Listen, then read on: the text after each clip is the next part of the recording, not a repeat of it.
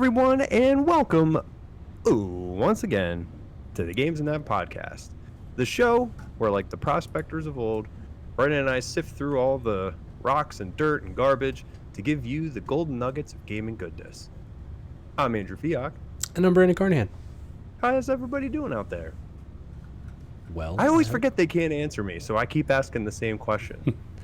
Well, it says there's 2 viewers, and I know that you're one of them, and it doesn't count me as my a wife viewer. might be the other one because, unlike everybody else in the world, she's a hardcore Games and That fan. She's in that. She is in that. How you been, Brandon? Pretty well. I've actually seen a lot of you between podcasts. Yeah. Which is always a rare and pleasant occasion. So nice. So nice to have you. Yeah. We actually had you over the house, and we actually, on a very rare occasion, we actually played a game together this week. We played 2 games. We played 3 games together, actually. Technically, yeah. And we actually couch co-opted all of them, which for 2019, impressive. Pretty rare. Pretty rare. But before we get into the games, of course, Brandon, is there anything you want to talk about? Any news? Anything that came up this week that you're interested? Yeah, I did hear a rumor earlier this week. Read a rumor. Is it Jill? Is she going out with Bob now? Oh, man. We're supposed to keep that on down low. Oh, sorry. No. The rumor that I came across in my internet searches is a supposed launch title for the PS5. Oh, yes. They're making a 5th one? Why don't they just make PlayStation 4 too? I don't know. I mean, that naming scheme makes as much sense as the Xbox One, so why not? I can't wait for Red Dead Redemption 2 too. 2-2. It's about dancing in the Old West. Hey, watch me do plie. That's a real term. One of the, I don't remember who it was, one of the 50,000 Instagram accounts I follow, but somebody posted a picture of Nicolas Cage recently who really looks like he's seen much better days, and he was wearing like an authentic cowboy hat. He had a big fat bushely beard, and he had like really dark red circles under his eyes, like clearly struggling these days. But the caption said, "That face you make when the O'Driscolls get away with everything," and I lost it. That's awesome. But anyway, you were saying PlayStation 5, PS4 too. Yeah, so the rumor is that one of the launch titles for PS5 is going to be a sequel to PlayStation All-Stars Battle Royale, which, Brandon, if you are not in the know, is... What's PlayStation All-Stars Battle Royale? Sounds like you're not in the know. PlayStation All-Stars Battle Royale, Andrew. Not like, I mean, I played this on Vita. There was a Vita version of it. Yeah, right. It was a PlayStation 3 game that was essentially like a Smash Brothers type of game with Sony characters, but the main problem and like thing that people like didn't really like about it was that Sony didn't have like as wide of a library of various characters that Nintendo had, so it kind of struggled on that front. I kind of agree with that. Yeah, but they're saying now, so like in addition to all the returning characters, they said that Kratos obviously is going to be there, Right. Aloy from Horizon Zero Dawn. They said the original Snake, so like Metal Gear 1 or Metal Gear Solid Snake. Colonel. Metal Gear. What's a Russian gunship doing here? So the OG Snake, Daniel Fortescue from Medieval, Crash Bandicoot, and Spyro. I think Ratchet and Clank was like a pair fighter, and I think that was it as far as like the new ones. Oh yeah, Spider-Man. Yep, Spider-Man, since they own Insomniac. So that's pretty palpable news, if true. Yeah. I could see that being very good, especially because Sony has, I would say, with the exception of Nintendo, has pretty much dominated the first-party market. Yeah, for sure. I And mean, with all the new characters we've got, and they still have other games come out. They saw The Last of Us is a big property of theirs. I know Nathan Drake was in the original All Stars they Battle said he'd be Royale. returning. Yeah, so maybe we could get a little bit of Joel or I think they did say Joel. Joel was another one of the other rumored Joel's cool. Oh my additions gosh, I can't remember her name. What's the girl's name? from Ellie, Ellie. Yeah. right? Ellie. And maybe we could get that adult Ellie that they've been teasing for Last of Us PTU. And then PT. yeah, sorry, my brain just stopped thinking. It's okay. And maybe they know they still have Ghost of Tsushima coming out too, so maybe we can see that guy or girl or whoever. I don't know anything about that game other than it's feudal Japan. Trying to see if I can find this article. Okay, so the supposed game's launch will occur with the launch of the PlayStation 5 and later on Windows in 2021. Windows seems kind of sus to me. That part of it makes me think. But so the list that they gave was Nathan Drake, Kratos, Sackboy, who was in the previous installment, Ratchet and Clank, Jack and Daxter, which I believe were in the other ones, Aloy, the Hellgas from Killzone, Crash and Spyro, Lara Croft from Tomb Raider Legends. So, oh, interesting. Not even 2016 reboot or 2013 reboot. Yeah. Was it 2013? Jill Valentine from Resident Evil. Oh. Daniel Fortescue, Kat from Gravity Rush, Dante from Devil May Cry, Parappa the Rapper, Ellie from Last of Us, Delson from Infamous. That's a solid choice.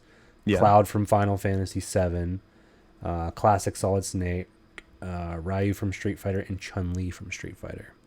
Wow, there's crossovers with Smash Brothers Ultimate itself. Well, according to this article here, they partnered with Capcom to do this, and they said it's going to be similar to like a Marvel versus Capcom like style.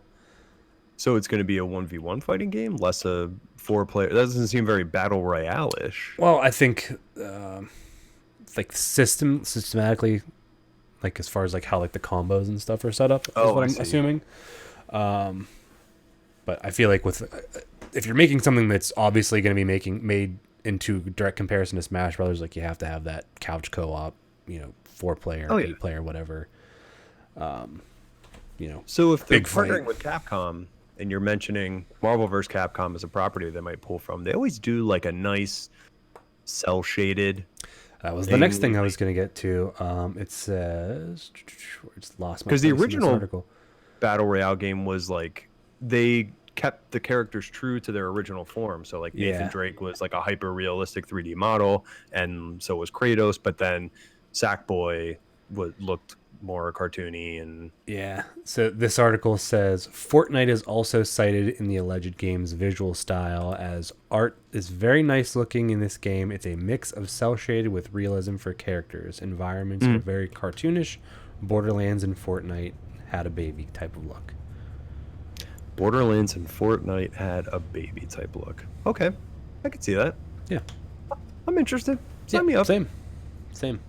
Dude, especially if Cautiously they bundle optimistic. them with the PS5. I'd be into that. I think I don't know if I'm conflating this with something else that I read, but I feel like I read that it might possibly be like a free to play with like if you buy like the pass or like whatever the season pass, they're supposed to have like a rotating roster of characters that if you're playing the free to play version, you have access to those characters, but only for like X amount of time. And once that window closes, they go away. But if you have the pass, you get to keep them as they're released. Oh boy, I hope that's not the future model of Sony first party titles that we're looking at, but I wouldn't be surprised. Yeah, I don't know. I feel like just with how much success like those free to play games with some kind of like heavy monetization has been going, I feel like we're not unlikely to see something along those lines pretty often. Yeah. See, this is what happens when one free to play game makes all of the money in the world. Everybody wants a piece of the pie. Yeah, everybody wants a piece of their pie. Well, I have to see it. I'm not going to judge it ahead of time, but Yeah. when I hear those things, my head just tilts just a little bit. Yeah. But Well, still somebody like, rumors at this point. I know Bungie's going the way of the free-to-play model, at least for their base game, and there's a lot of the expansions that you're going to pay for. So I feel like I'm all about that model of game and what they're going to be doing, especially with Shadowkeep coming out so soon. Mm-hmm. So who knows? I think if done right, it works. Even if it's just to get players in, but it sounds like they're trying to push the PlayStation All Stars Battle Royale 2 or whatever they end up calling it as a game service, and I don't know how well that would work for a fighting game. Yeah, I guess we'll see. Yeah, I'm interested. Mm-hmm. Sign me up. Indeed. Yeah, but like we mentioned, Brandon, there's one particular game we played where this weekend with each other at What a the game Batcave it was. that I probably haven't laughed that hard in a long time. Easily the hardest I've I don't- laughed at a gathering in Eons, yeah. it feels like. But we played some Heave Ho. Heave Ho. What a game. Did you know I had never heard of that game until you started talking about it, like literally like minutes before we played it. Yeah, I had never heard about that game until I watched Giant Bomb. Actually, they did a quick look of it, and I thought, okay, what's this little thing they had? They had 4 people playing it, the guys from Giant Bomb East, and boy, I was in bed and my wife was sleeping. It was late. I was watching that on the television, and I was laughing so hard watching them just play it. I wasn't even playing it. I was watching other people play it. Mm-hmm. I was laughing so hard that I woke her up multiple times from shaking the bed because I didn't want to laugh out loud. So I was holding my breath and doing the shaking thing. Yeah, I basically made a vibrating bed for us.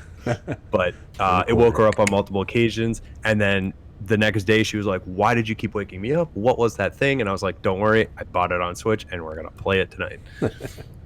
Brandon, why don't you tell some people loosely? Try to see. The thing is, when I was telling you guys about the game, I couldn't describe it to you. It's not a game that you can really describe to somebody else. There's a general goal. There's basic controls, but I don't think that's technically a good explanation of the game. So I'd love to hear how would you describe Heave Ho to somebody who's you bring in off the street who may have never played a video game before? You are basically a colorful stress ball with arms, and you move your arms and you grab onto surfaces.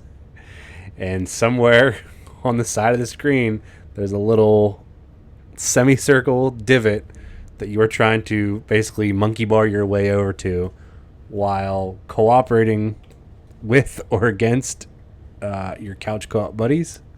Yeah. And it's utter chaos. And it's great. It's the best kind of chaos. Yeah, I think that's a good description. Such a simple game. Like when you boil it down, it is such a simple concept. Like you literally have 3 buttons and 1 joystick to worry about.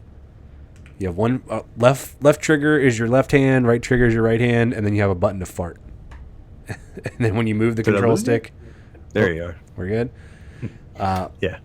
Yeah. So left bumper or left trigger, left hand. Right bumper, right trigger, right hand, and that basically like closes the hand. And if it's touching a surface, or like if you can hold it down and then until you hit a surface, you'll grab onto it. And then you move the other stick, and you basically like moving your arms with that stick to change your grip or like move yourself over whatever you're grabbing onto. Yeah. And it's kind of like a fart button to blow people away. Do you remember when I first started playing this game, I thought about the game Quap. Did you ever try Quap? I have never tried it, but I've seen people play it. Right. So for those of you listening, Quap was an old track and field game. It sounds exactly like it is. It's just like a 100-meter dash type game. And the idea is that you use the Q, W, O, and P keys on a keyboard to control the individual legs of a runner. and you're trying, and it's so cumbersome and it's so convoluted in the best, funniest way, because the idea is to try to get as far as you can with the runner. And that's what this feels like. Like you Yeah. mentioned, the arms are controlled by the left analog stick together. So your left and right arm are moving simultaneously with the left stick itself.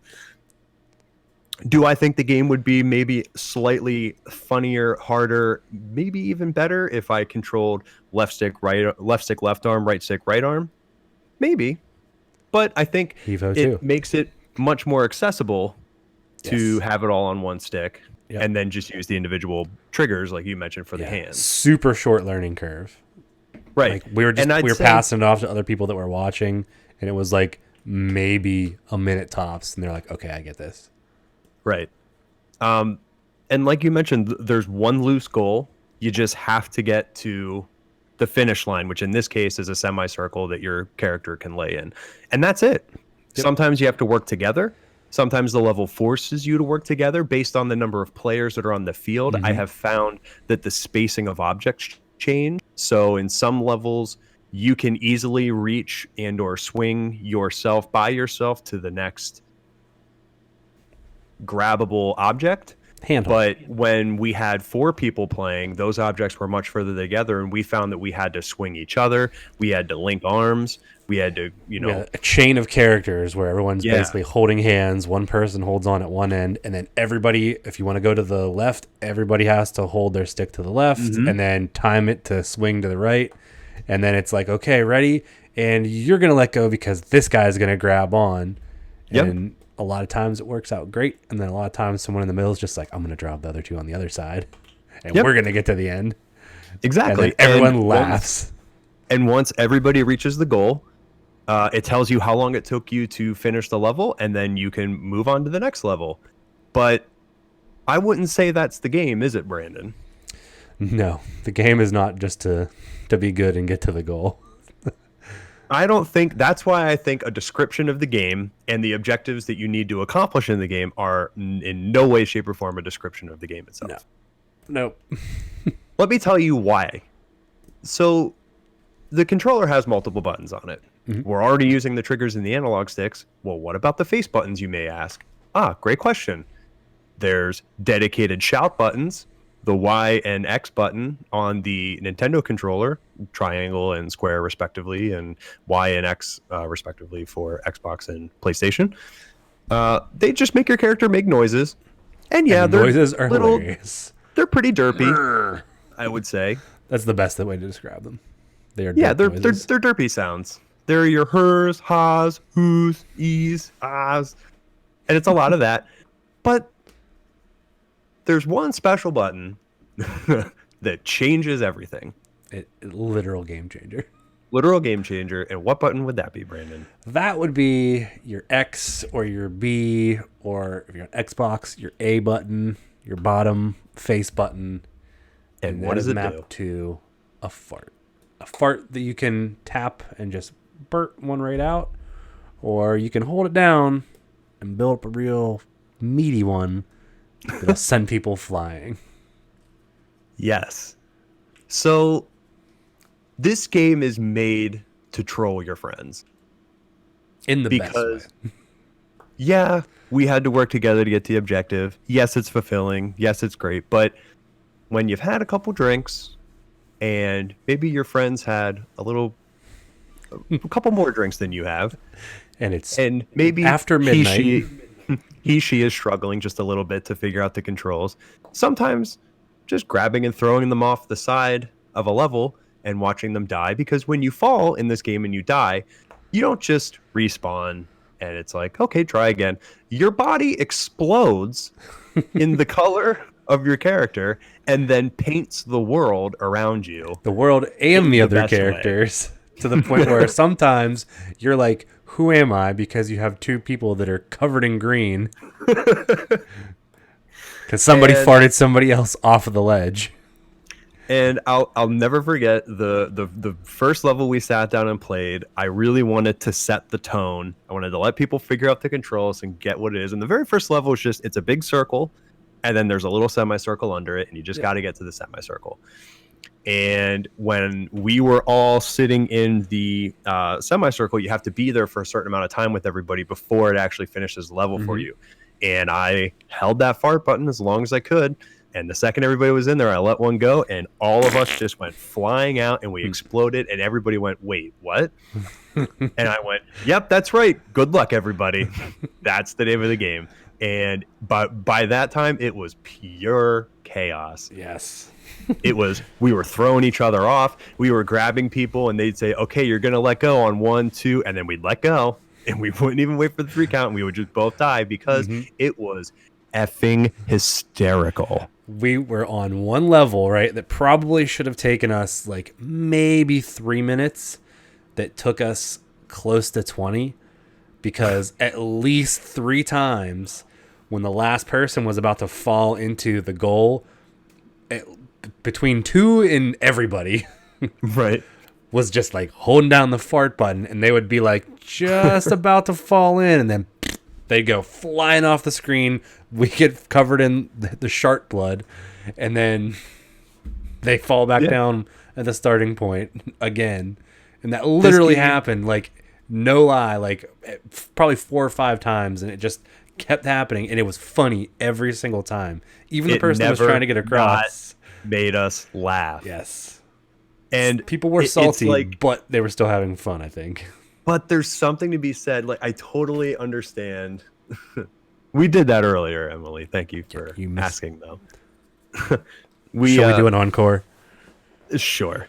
Emily in the chat is asking us to make the fart and voices from the characters in the game.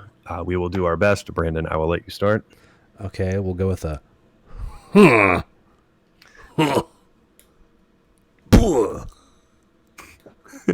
Yeah, that's pretty accurate. And then the farts are just... and then followed by a crazy amount of laughter. Yes. There's something about this game, and I mentioned trolling your friends earlier. I think it's more than that, because it's a lot of the... It's also a little bit of misery loves company. Like, yes.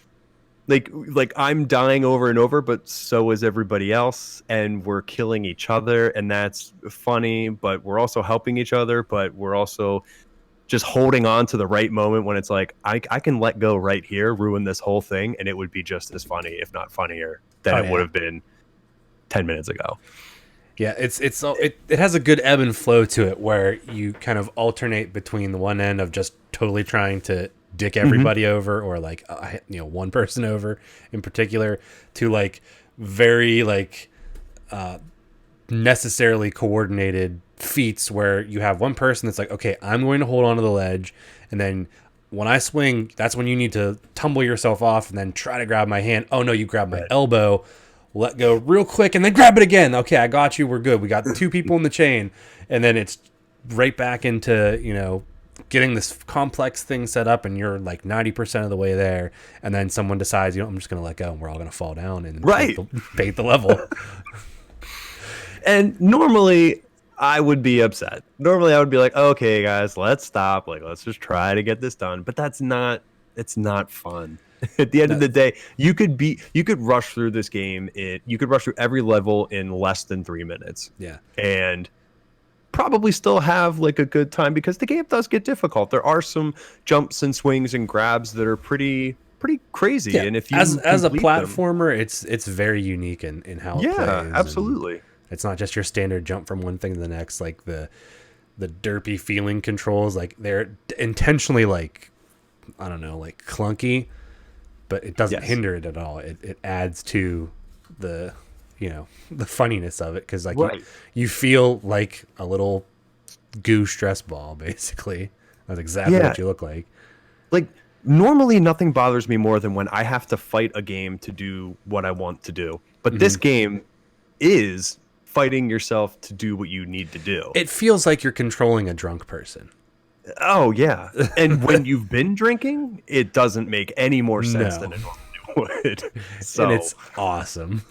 It is awesome in the best way possible. I think what makes this game so awesome is, wow, we just said awesome like 4 times.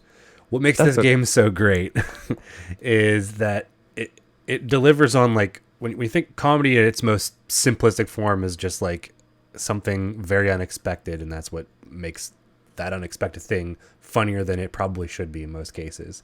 And Totally that's agree. exactly how this game plays out. Is the funniest times is whenever everyone's cooperating, and then out of nowhere, for some reason, everyone has kind of in the back of their mind, but it's always catching you off guard, and it's always hilarious when someone just decides, "Nah, I'm just gonna throw all of us under the bus, or one person under the bus," Yeah, because it's you're like being it goes so far against what you've like all this collaboration that's been established, and then all of a sudden it's like, no, right. no, no, throwing that out the window. You're being given a power. You sometimes, more often than not, you hold your friends' lives in your hands, Sometimes, and sometimes you're literally, just like, you know what? I'm gonna let you get to the finish line. I'm gonna help you, and we're gonna work this out. But 2 weeks ago, don't think I forgot about that text you sent me. I'm just gonna let you go, and that's gonna be enough for me. You don't know why I let you go, but I let you go. I'll let you go. And sometimes that's all you need. Sometimes getting sprayed in your friend's colors is all it takes to make you feel better and get your anger and aggression out. It's true. It's true. But the game isn't just that. There is a lot more to it. So there's a lot of ridiculous things that happen. Like sometimes when you're playing a level, there's a llama that will walk across the screen who's got like a bob weave haircut, and he's got sunglasses on He and a looks like gold tooth. Egon from the real Ghostbusters. Perfect description. And sometimes when he walks across the screen, he just lets out a really loud, really cloudy fart, and the whole fart covers up the whole screen. You Fart can't see cloud. anything anymore, and you're pretty much just dead in the water, and that's it. It is what it is.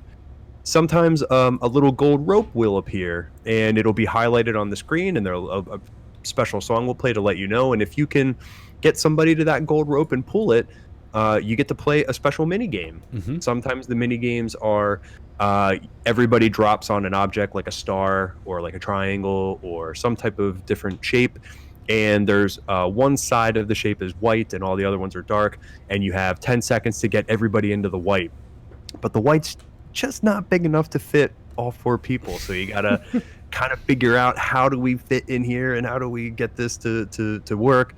One of the mini games we played was we had to use our characters to grab basketballs and shoot basketballs into a hoop that was like moving left to right underneath us, and we had to score as many baskets as we could.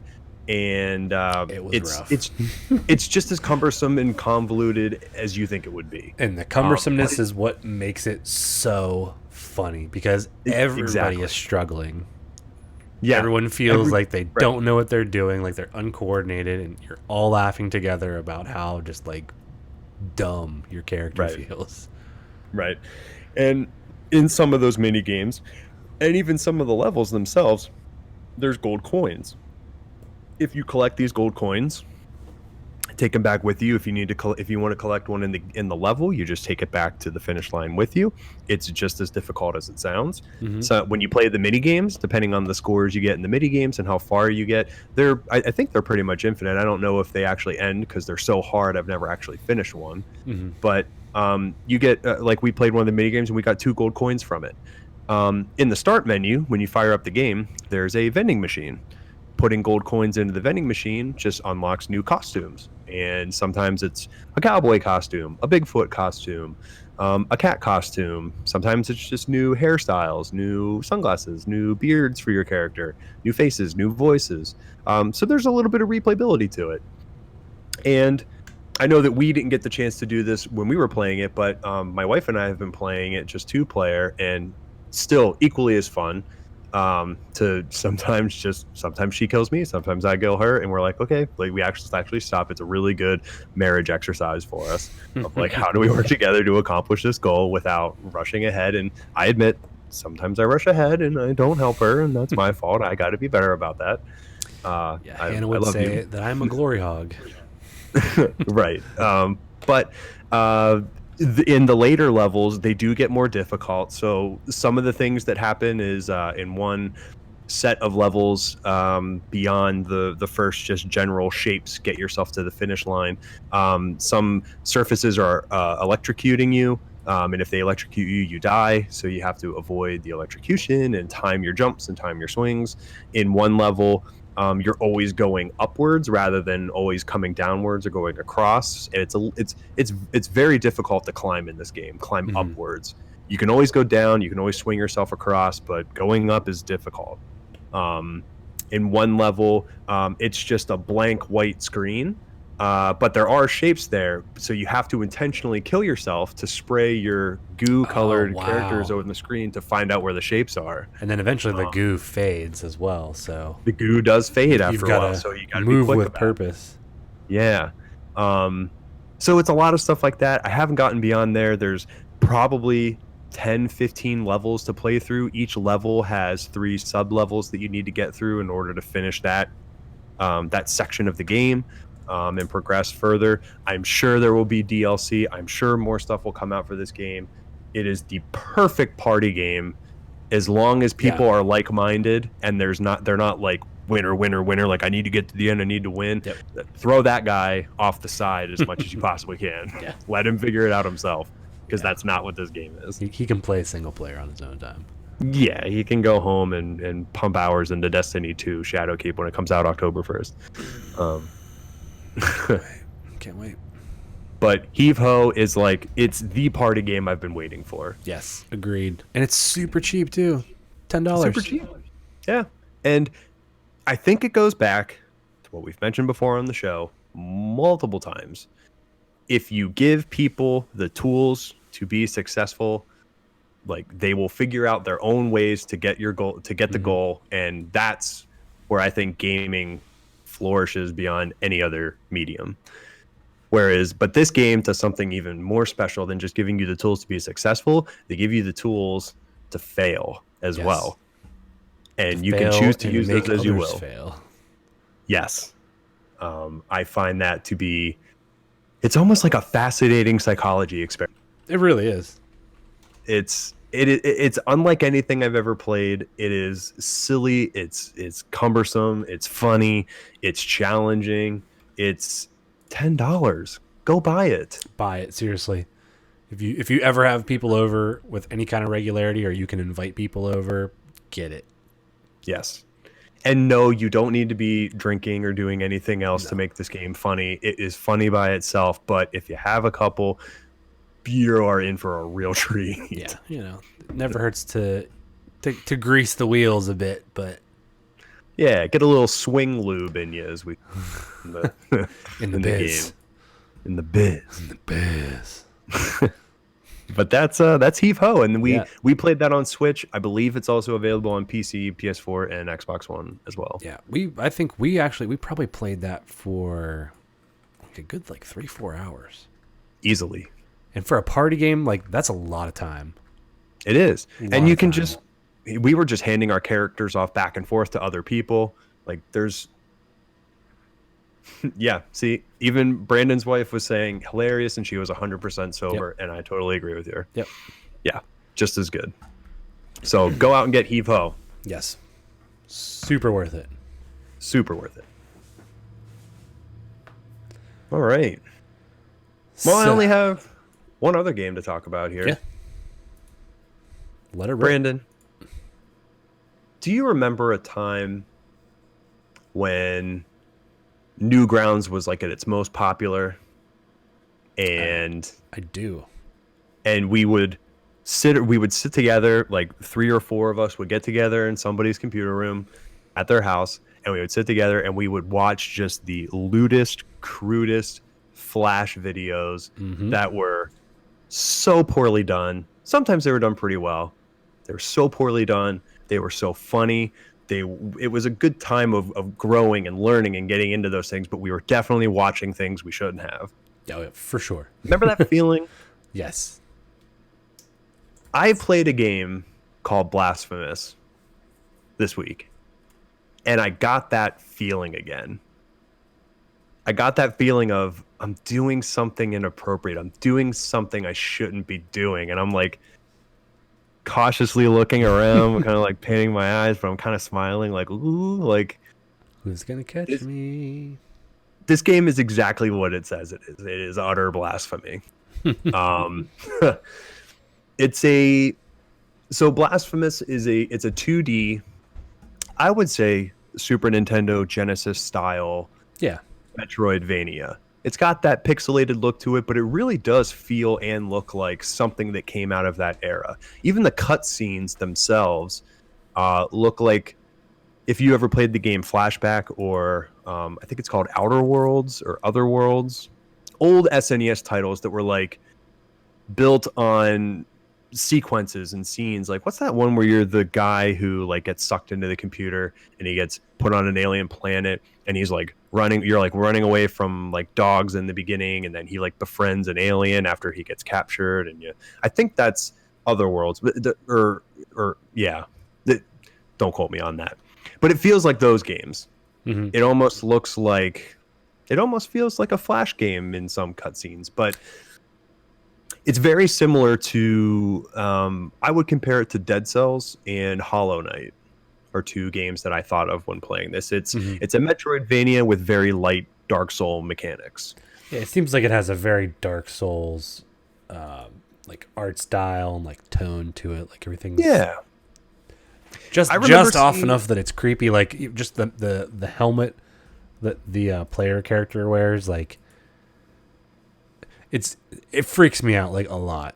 That like and I, There's it's like I can't quite put my finger on what about it, because like the it's the face, I know, but it's the face is just like, it's not inherently like gory or creepy or anything.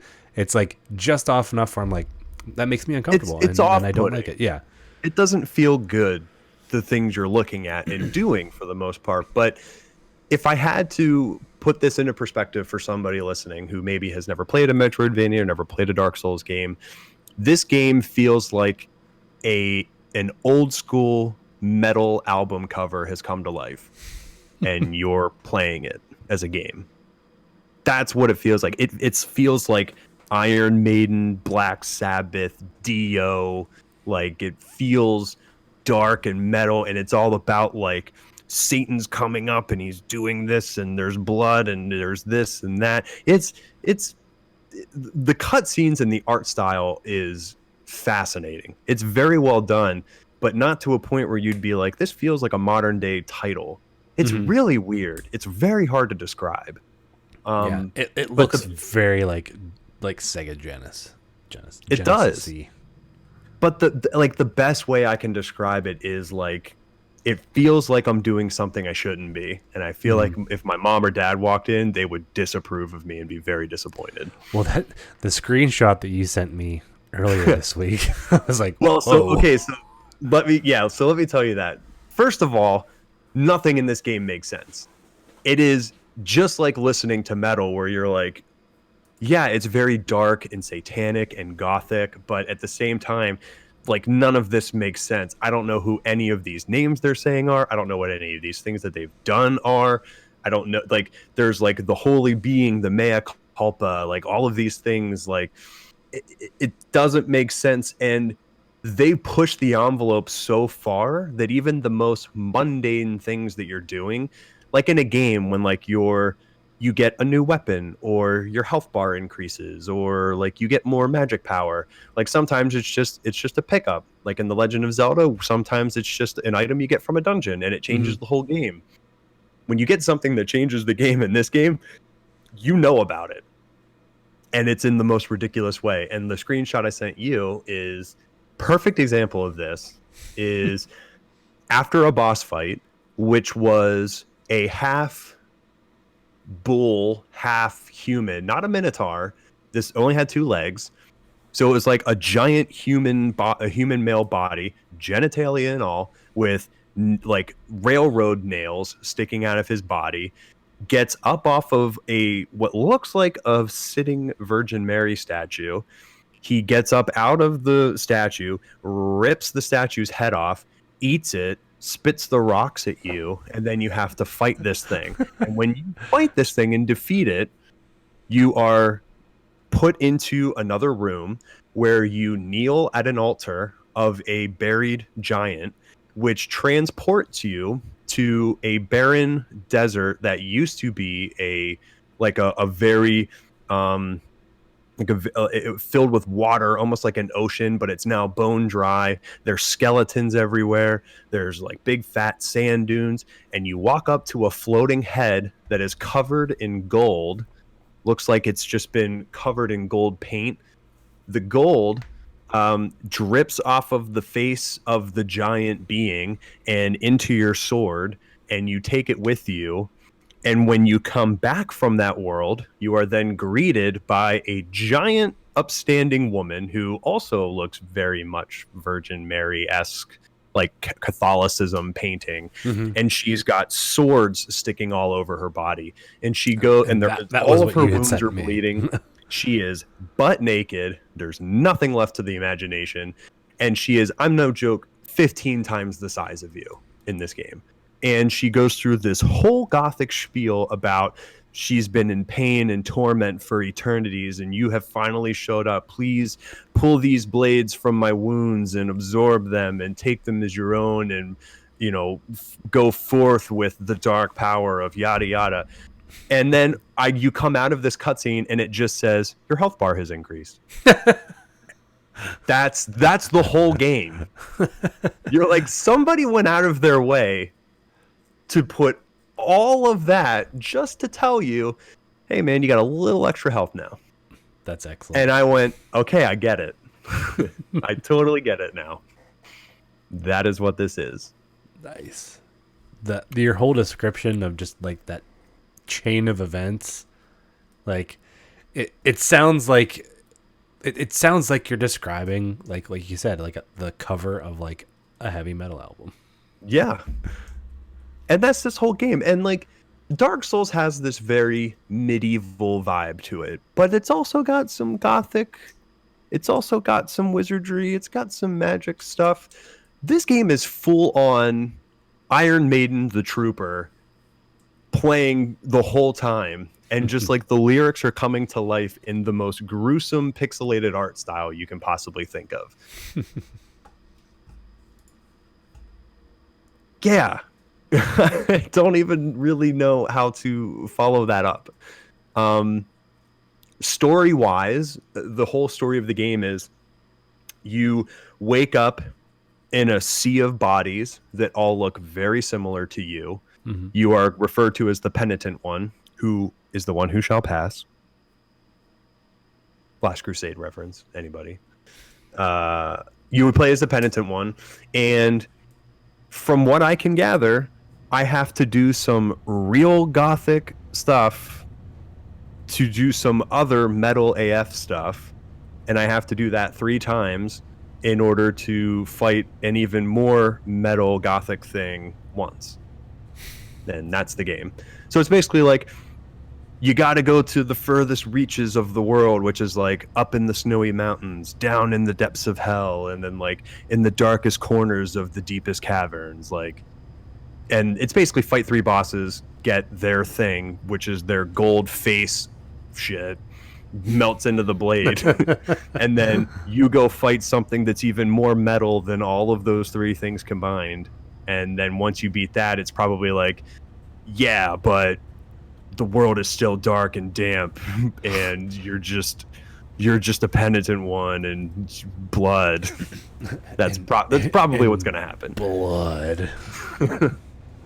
Then that's pretty much the whole game, and it starts off as a 2D side scroller, but then when you get to the first like hub world town, which is called Albero, which I kept saying Albero because we have a friend named Anthony Albero, and every time I see it, I'm like, oh, we're going to Albero, going to Albero's house. Albero, if you're listening, I know you are a fan of the show. Quick shout out to you. Hope you're doing well. This game's got so when you get to the hub world, that's when it really opens up, and that's where all the branching paths are. So you can really go wherever you want. You can do the 3 bosses in whatever order you want. I've beaten all the 3 bosses as well as a few mini bosses along the way. It's not wildly difficult, I would say. I wouldn't say it's as difficult as the Souls game. It really gives you good outs, and a lot of the animations of the enemies are very well articulated. I would say almost unlike a Dark Souls game, because sometimes enemies just have some BS moves where it's like, oh, it stabbed me, but I was blocking, but because it was like 1 pixel right of my shield, it actually hit me and Yeah. killed me. Weird hitboxes. Yeah, but because this game is 2D, there's no weird 3D hitbox. It really is, I know how to hit you and you know how to hit me. And mechanically, this game has a dodge mechanic that allows you to dodge through enemies, which is a very welcome addition to a 2D game, because otherwise you're either jumping over stuff or you're backing up from stuff.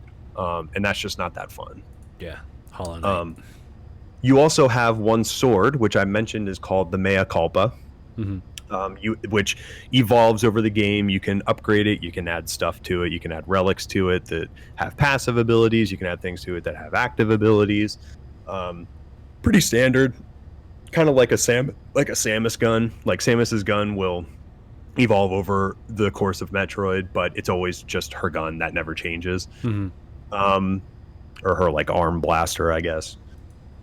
There's also a block and parry mechanic. So blocking things perfectly at the right time gives you a window to actually parry and do a heavy damage attack. And I found that very similar to the recent Doom reboots, which I think was in 2016, Doom 2016. Sometimes some enemies will have, they will flash, which means they're prime for a finisher. There's finishers in this game. So if you go up to an enemy that's flashing red and you hit X instead of just, slashing it and killing it with your Mea Culpa, you can do a very, very gruesome, overly detailed execution of these enemies. And it's it's just slightly funny in the pixelated style, but it's very well done. And it's very creative. Like the guys with shields, the penitent one will like put his foot on the top of the shield and slam it down on them, and the blood explodes underneath it. And there's these enemies that are these naked females again metal.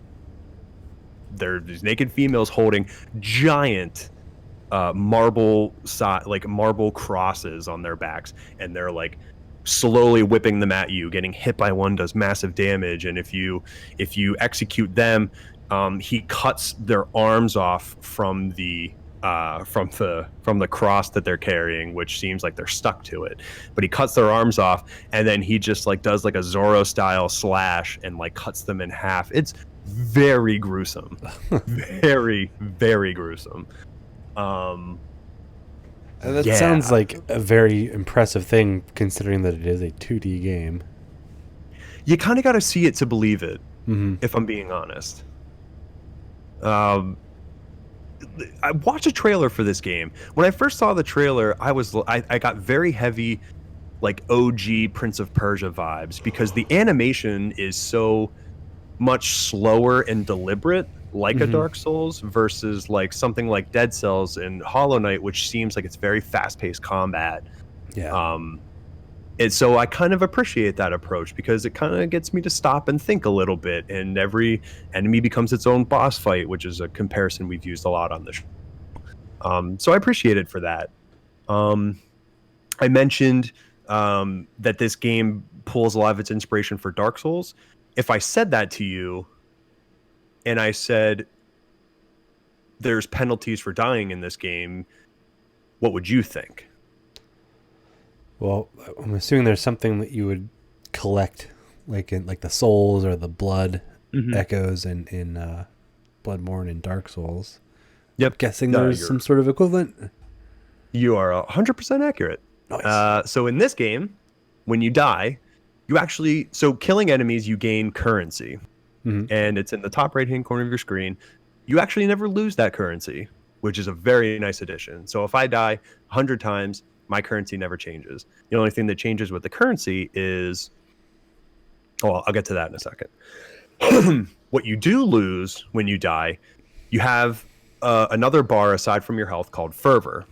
Fervor is what you gain by killing enemies, and then you can use that to cast prayers, which are very powerful spells. So sometimes bosses will drop prayers, sometimes mini bosses will drop them, sometimes you'll find them out in the open world, and you use the fervor that you get from killing enemies to cast your spells. Nice little gameplay loop there. When you die, not only do you lose all your fervor, which fine, whatever, I'm going to kill more enemies again because they all respawn, hence Dark Souls. But I lose a sliver of my fervor bar, so now I can only gain so much fervor, and that's a problem because spells or the prayers, you need to have a certain amount in order to cast certain spells, and if I'm losing progress to that bar, I basically lose a cast of that spell, and that can be the difference between life and death in a fight, Yeah. or especially a boss fight. So in order to get your fervor back to maximum capacity, you need to go back and get your, I think they call it your guilt, which is basically a shadow of yourself where you last died. Mm-hmm. Once you pick that up, you can get your fervor back 100%, no problem. That's kind of like But sometimes, in Hollow Knight when you have to yeah, fight your shade. exactly like that. It's exactly like picking up your souls in Dark Souls. It's exactly like picking up your blood in Bloodborne, fighting your shade in Hollow Knight, etc., etc. What's frustrating about that, and one of my biggest complaints about the game is because it's 2D, there's a lot of platforming in the game, a lot more than there normally would be in a Dark Souls game, a lot more like a Hollow Knight or a Dead Cells. There's a lot of platforming. There are spikes in this game. If you even touch the spike, you're instantly dead. Always. So it's not like you have like you bounce off of it and it's like, okay, Nope. try again. Not even close. You are dead as a doorknob. As soon as you, sometimes if you even look at the spikes, you're dead. That's an interesting design decision considering like I can't even think of any example where you don't just like bounce off the spikes Exactly. in a platform. But that's not even the worst part of it. So I mentioned your fervor. You lose your guilt and you have to go pick up your guilt, and it's basically a shade of yourself they have to pick up. Well, sometimes when you fall in these spikes, your ghost thing, shade thing shows up on the previous platform where you were, or the ledge right before the spikes. Sure. But oftentimes it's just right in the dead center of the spikes, and there's no way to get that back. So your fervor just kind of stays there. And this can happen a lot where if you just continue to die, that shade doesn't go away and then a new one spawns. You actually could have multiple shades across the entire map. If you're just dying all the time and going back to the previous shrines where you're praying that are very similar to bonfires, or like the bus stops in Hollow Knight, they will just stay where they are until such time you pick them up, and then you gain your guilt back. So you could literally lose all of your fervor and still play through this game and just never cast a prayer. That's totally possible to do. You don't lose your currency, which you use to upgrade some skills and sword skills and whatever.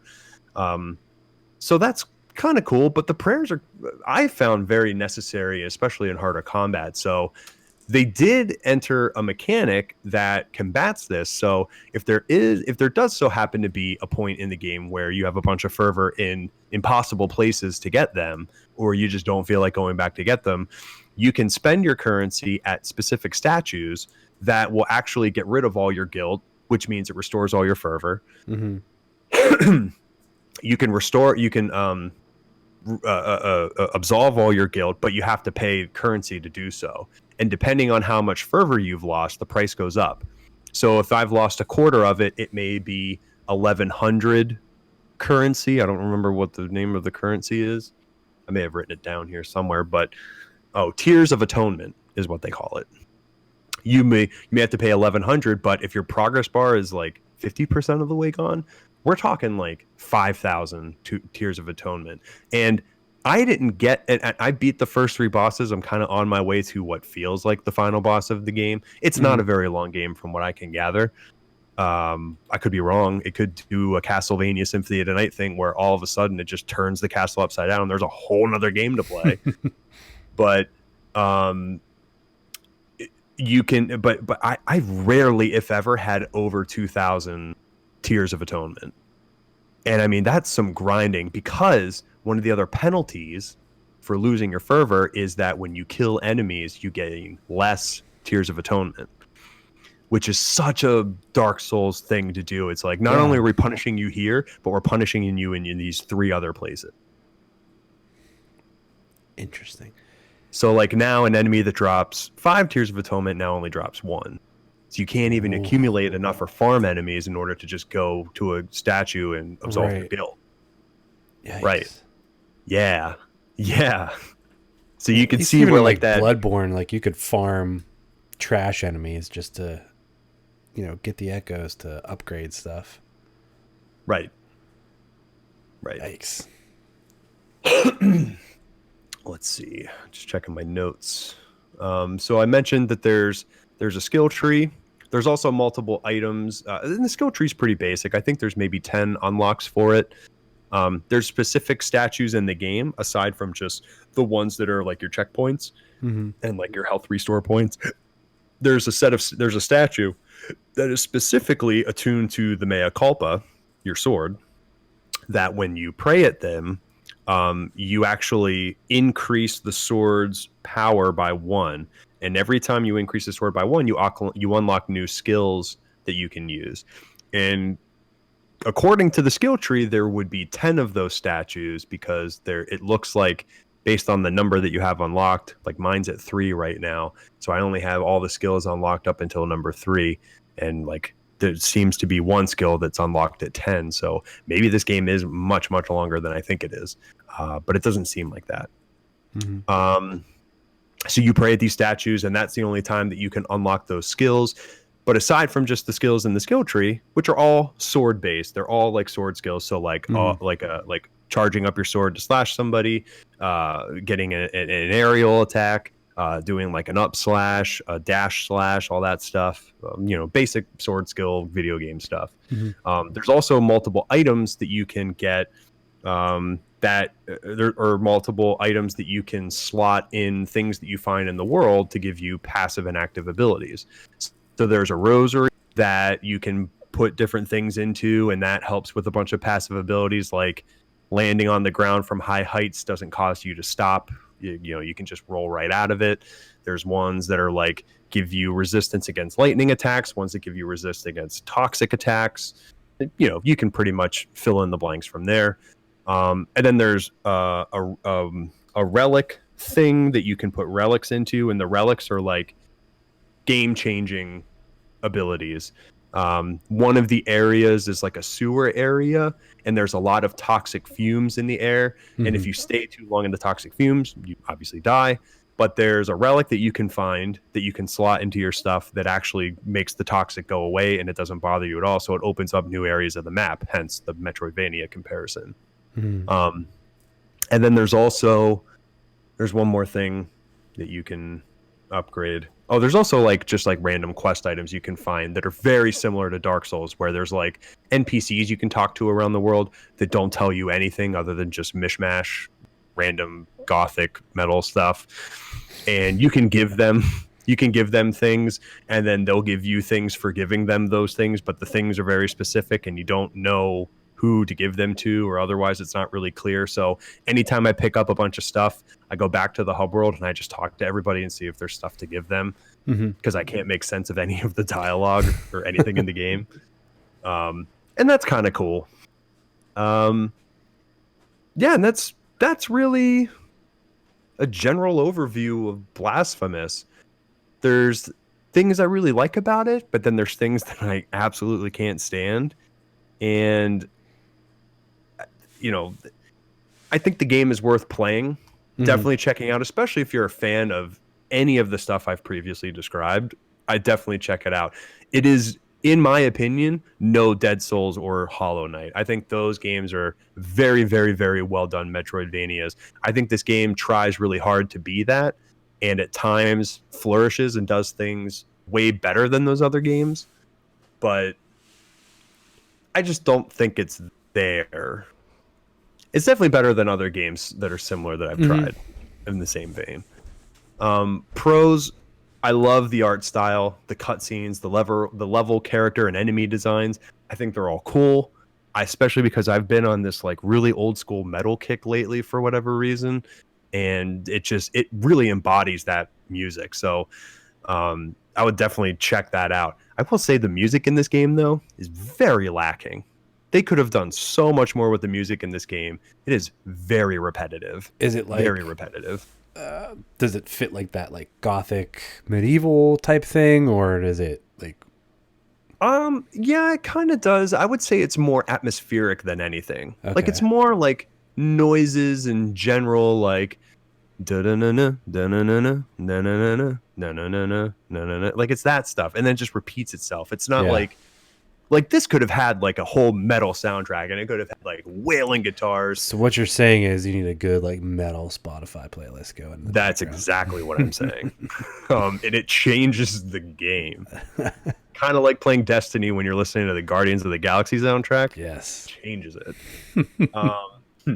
I think the animation is really good in this game. Like I mentioned, the fluidity of the animation. It feels very old school Prince of Persia-y, where it's like that jumping mechanic and grabbing the ledge and pulling yourself up. It looks like that, but it doesn't feel like that. And I appreciate a lot of the detail that has gone into everything that your character does and everything, because in a game that's like Dark Souls, the animations and the attacks have to be very apparent.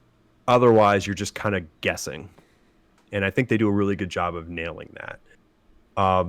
The atmosphere they've created not only makes me dread what's around the corner, but it also makes me very anxious as to like what's the next thing going to be. What are they going to hit me with now? Like what am I not prepared for? It's a really cool mixed golf bag of like metal golf clubs. I realize those are actual things, but imagine just like a black set of golf clubs, I guess, with like red grips. That was stupid. I should have written that down. Sounded cool in my head though. I liked it. I think I mentioned the game is hard. It's not impossible. There's one of the mechanics that they have is before you go into a boss fight, which is very clear when you're going to do so. It's typically very cinematic before you get into a boss. There's a woman who's out there, and she asks if you need her assistance. She's a very fair woman. She's very young, flowing black hair. She's wearing like a wispy white gown, and she's kind of like floating there, like, "Do you need and require my assistance?" And you're like, "Yeah, assist me in the boss fight. Go for it." And she literally stands in the background of the boss fight. And instead of using like the game has like an Estus flask mechanic, they're called vials of bile. Metal. Yum. Yeah. Obviously drinking those restores some level of health, but you don't have to take those. She'll actually heal you when you get low on health. So when you get right around 25%, she casts a spell in the background and heals you, which is very welcome. Yeah. But it's not going to be there for every single boss fight, because I found that after a while, the more you use her, the older she gets. And it could get to a point where she just withers away and dies, and now you don't have that mechanic anymore. So I started saving it for when I really, really need it. I just don't know when that's going to be. Interesting. Yeah, That's because really the second cool time I used her, she's like, "Although I may look older, I am still just as powerful. Do you still require my assistance?" And then I used her again. And then the third time I saw her, she was like, "I'm still as fair as the day before." And I'm like, "Oh man, you are gone if I use you again. I'm going to save you." Haggard. Yeah, right. But that's cool. Like, it's like, we know you can't call upon anybody to help you, but here's something that'll help you. Like Hollow Knight had those instances where there's always like a mechanic that helps you beat a boss faster.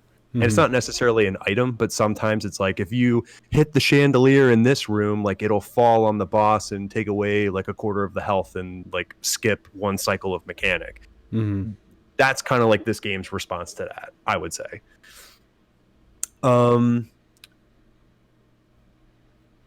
Dodging with the pass through of the enemies is a very welcome addition, especially in a 2D game. I said that. And then I mentioned the crits and the executions are very, very cool, really similar to Doom. The things I do not like about this game, the mini map. This game needs a mini map, because having to constantly hit select, go through the map, look where I'm going, look where I need to go or where I want to go is so annoying.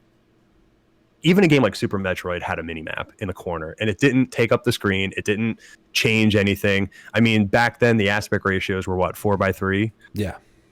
Like this is a 16 by 9 game. Like you could give me a small mini map in the corner somewhere, and you can even make it metal too. You can put boobs on it with blood. Got the real estate to spare.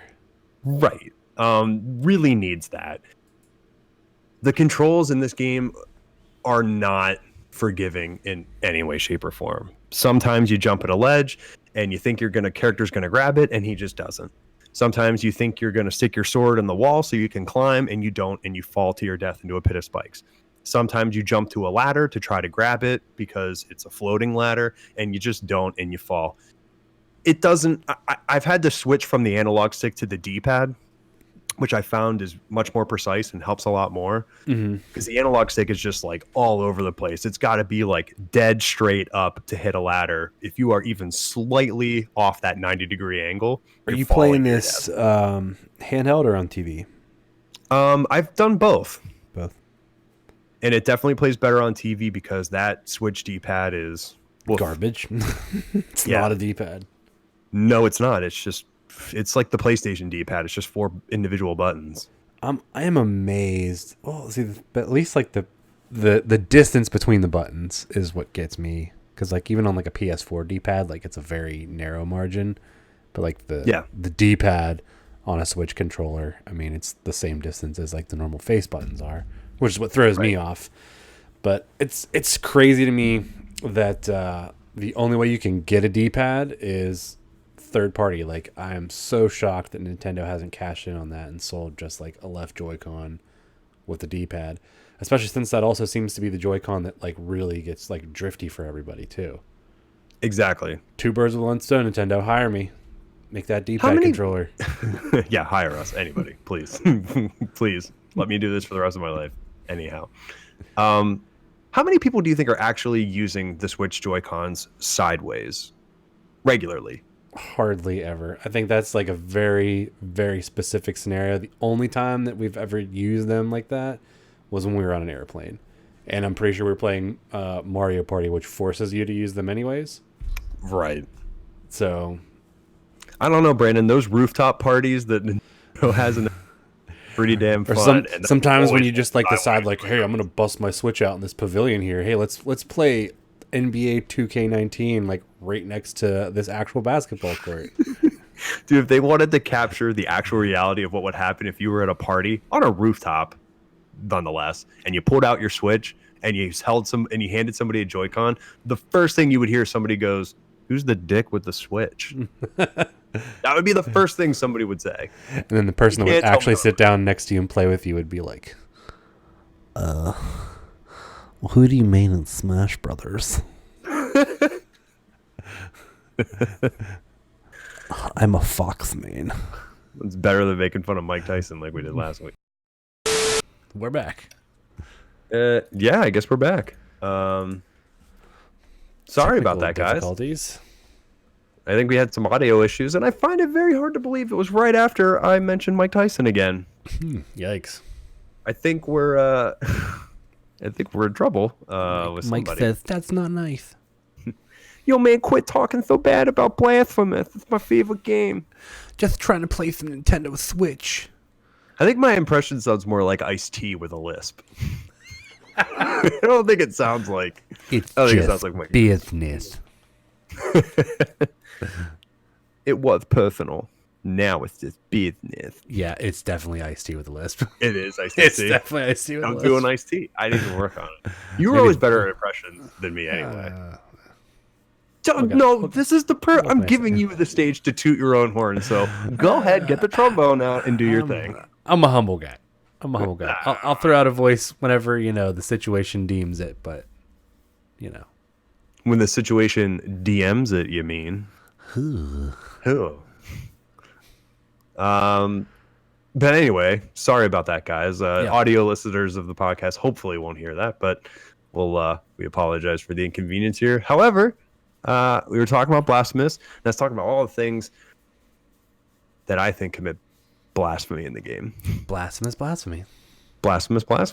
I was talking about a lot of the game has a lot of blind jumps and like random pits and leaps of faith and stuff, and you can move the right analog stick around to kind of like see a little bit of the environment, but sometimes it's like just short enough that like you can't see the platform where you need to land on. And that's really annoying because then you just end up jumping and dying. And sometimes it's in a spike pit, and then your guy leaves a shadow in the spike pit, and then you can't get it. And then you got to go find a statue and pay attunements of tears and or tears of attunement, and then try to get rid of your grief because you can't pick up the thing. And that's just bad game design, in my opinion. Just based on your description, sounds like that happened a lot. It did. It happened more often than it should, because the levels only get harder, and the platforming only gets harder. And there's some where, there's probably like a special object hidden at the end of like a really hard platforming section, and you gotta like jump over spike pits, grab ladders in midair, jump from ladder to ladder, and that's not easy in this game. And even using the D-pad and like pushing up as soon as I hit a ladder, sometimes if you just miss that pixel and it's not pixel perfect, like you're dead and you got to start all over again, get all the way back to the same spot.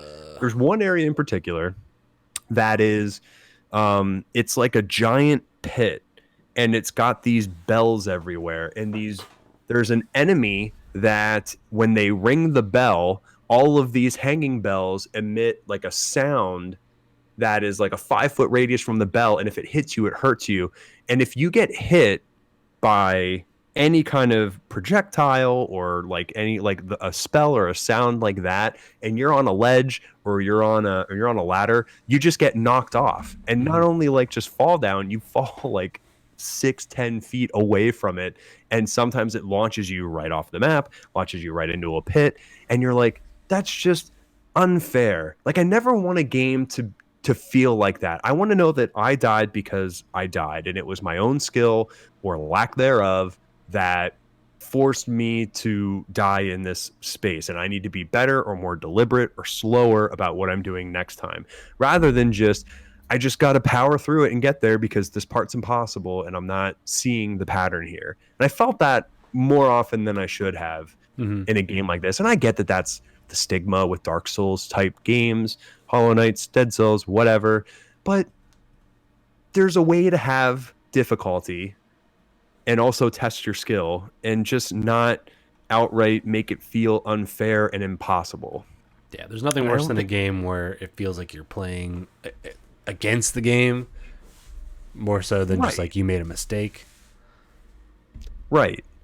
And it's funny because they do so many good design decisions, like the thing I was mentioning with the boss battles. Like, that's a good design decision because it gives me a crutch. I feel like if I'm having trouble with this boss and I can't get through it, I can always go back and talk to the woman and she can help me. Granted, she's a limited time thing, but I can use her and she will help me, and I appreciate that. It's like the Mario levels in like the 2D Mario games, where if you die so many times, sometimes the game's like, hey, we'll give you this power up, it'll make you super powerful, and you can just get to the end of the level and just get through it, and then you can always come back to this and try it again. But we know that you want to progress it, and we know you want to kind of see everything, so here's the special bell or here's the special mushroom. And that's, I don't have to use it, but it's good. It's a good design decision. Yeah, I have the option. Exactly. Another thing I could not stand about this game, it tells you nothing. It doesn't tell you anything. At one point, I picked up a bunch of these empty vials, and they just showed up as a quest item.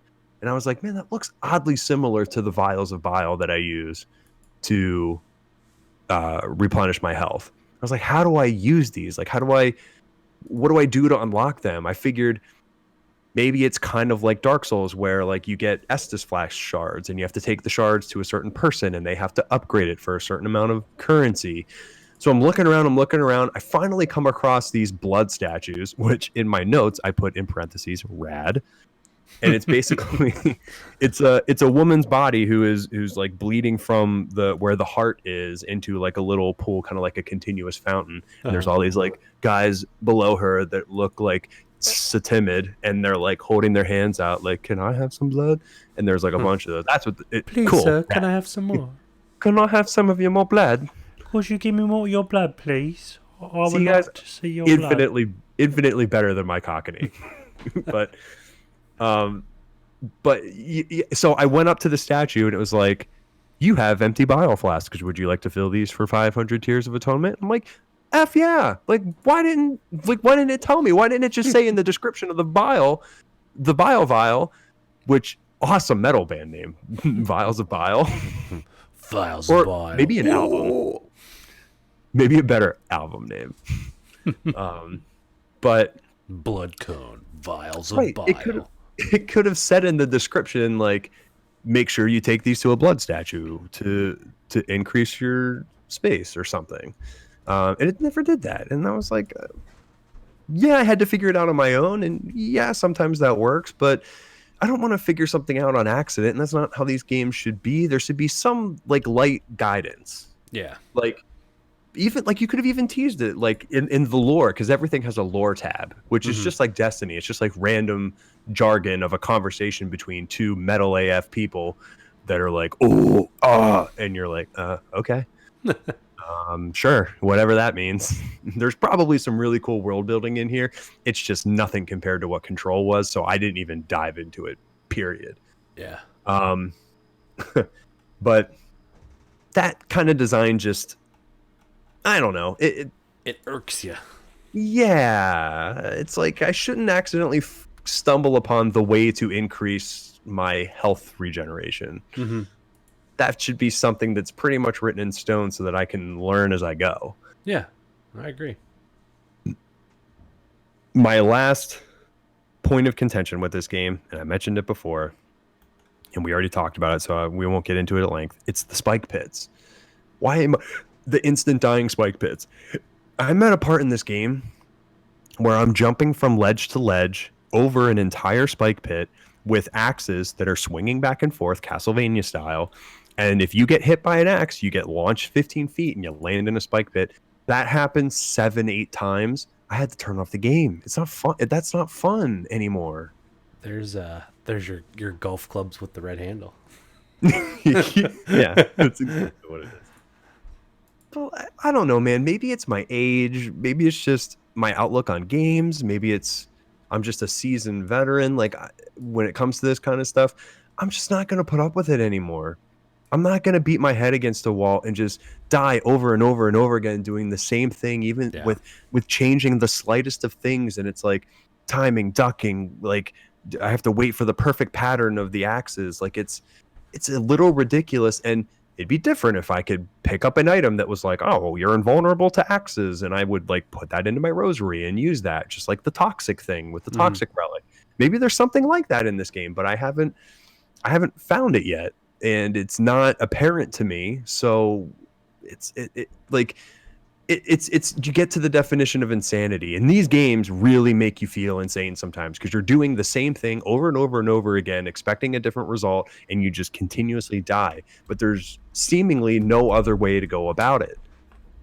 But I know that it's possible. It's in the game. It has to be traversable. It has to be finishable. Like I have to be able to get through this, but it's not apparent to me. And I'm like, this can't be skill based. It can't just be skill based. There's always got to be like a second way out. Like with the boss fights aren't impossible, but there's a way out of it. There's somebody who can heal you. Now that doesn't make you win the game because sometimes it takes a while for her to heal you and you can die before she heals you. Like that happens. I just think that there's different ways to do that. And it shouldn't be like, yeah, you land in the pit, you're SOL. Like, that's it. Sorry. Got to come back and do it. And it's like, oh, but now my guy's there. Now I got to go find a statue. Now I got to go pay atonement. Now I got to go do this. Now I got to go all the way back here. There's no fast traveling in the game. There are some areas of the map similar to, I don't think Super Metroid did it, but Hollow Knight, where like you could find the train stations and they take you like across the map to somewhere else that's like closer to a save station or something. It's similar to that. It's like a well, I'll describe it. It's a gold metal doorway with like a gray like spiral in it where it's like smoky, like you walk through it and you show up wherever else you want on the map where there's an adjacent similar doorway, and the top of the doorway is a hand, but the fingers are like the bosses of the game. It's kind of cool. Metal, but metal. metal. I've said metal way more than I wanted to today, but that's what this game is. It's metal AF.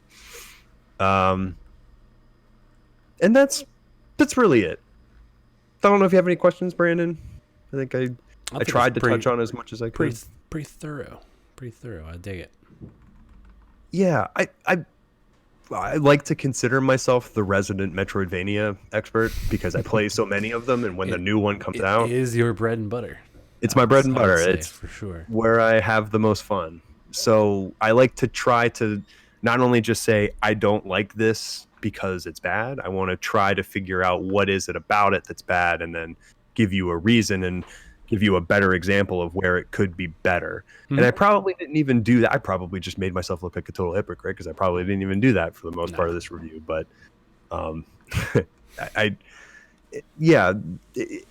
there's a lot of frustrating parts to it. It's definitely cool. And if you're somebody who likes the challenge, I think you'll find a lot challenging in this, but also very fulfilling, just like any Dark Souls game. It's hard as hell until you finish what you were stuck on, and then it's like, all right, it's like a bad game of golf. Like, you can suck at golf, and every single shot can be the worst shot you've ever had in your life, and you could be all over the course, in the trees, in the sand, in the water, whatever. But if you have one good shot that is good enough for you in all of the 18 holes and all of the shots you have, you come back the next day and you play golf again. And that's kind of what this game's like. Yeah, like golf with black metal clubs and red handles. Right. Boy, if we had a store, I would be like, we're going to sell black metal golf clubs with red handles because those are metal golf clubs.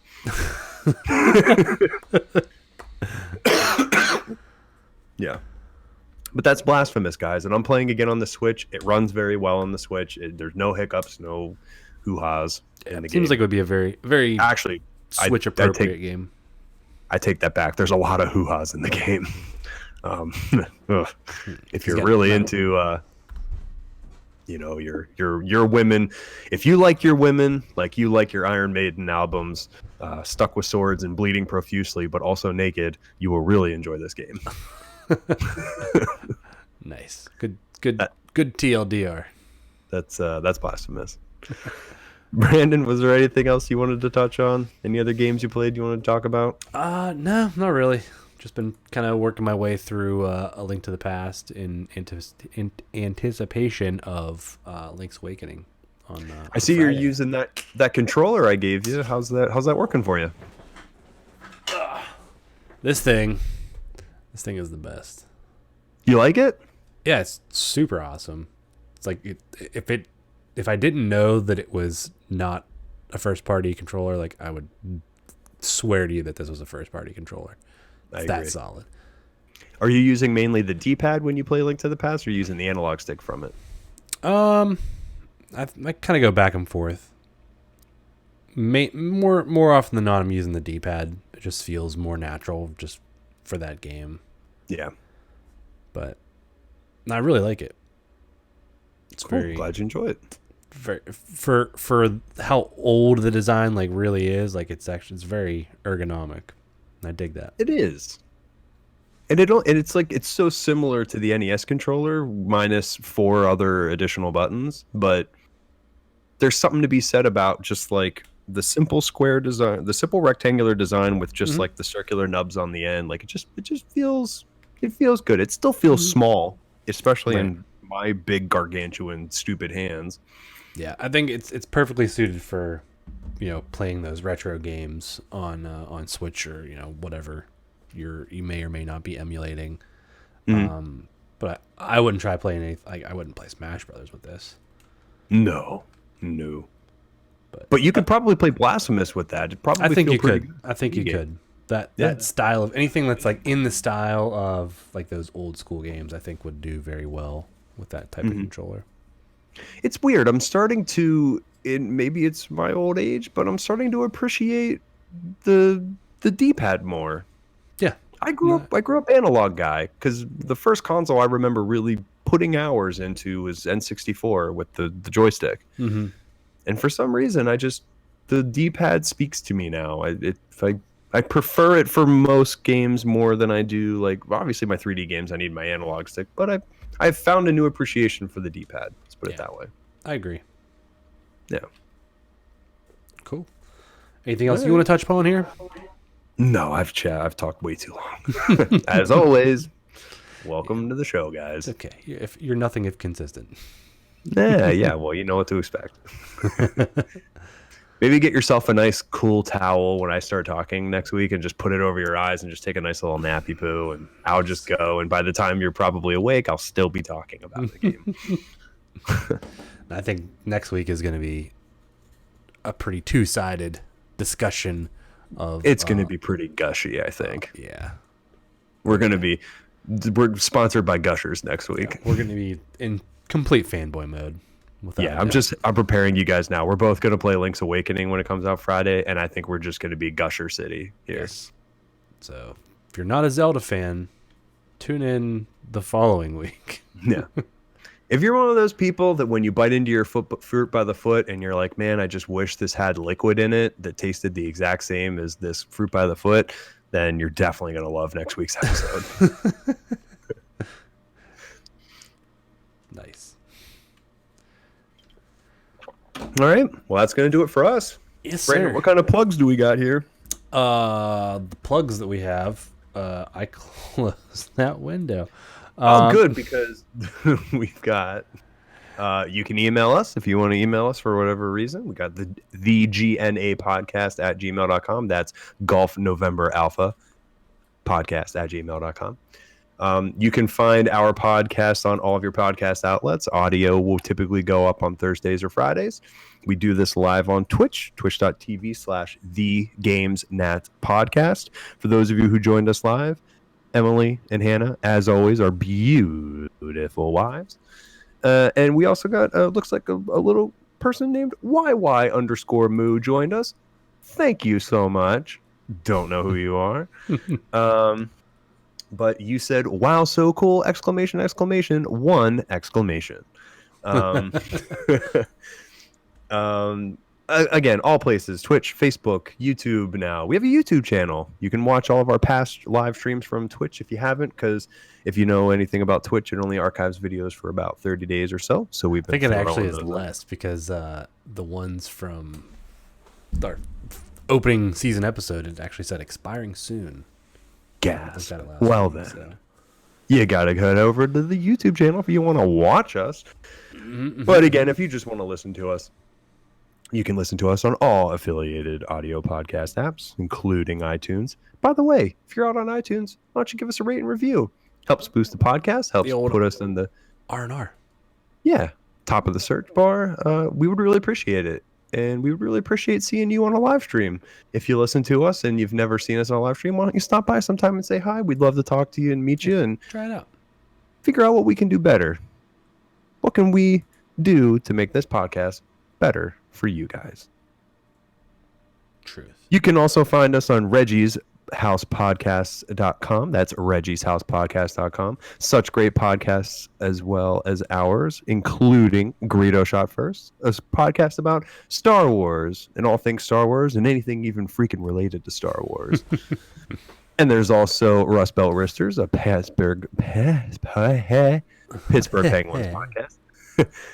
which should be gearing up soon. Penn's preseason starts tomorrow, so we should be hearing from those guys soon-ish. Wow. But Brandon, even though we had to heave-ho our way through this whole podcast, through audio issues, the always looming and threatening Mike Tyson trying to bring us down, what do we tell all the listeners at home? We say the only opinion that matters is your own.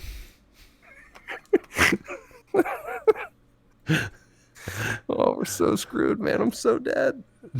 I'm not even a dad yet. I'm not going to live to see it. It's going to knock your lights out. Yo, this podcast is going to knock your lights out. I'm iced tea and I don't have any front teeth. Iced tea after a bicycle accident. We'll see you next week, guys.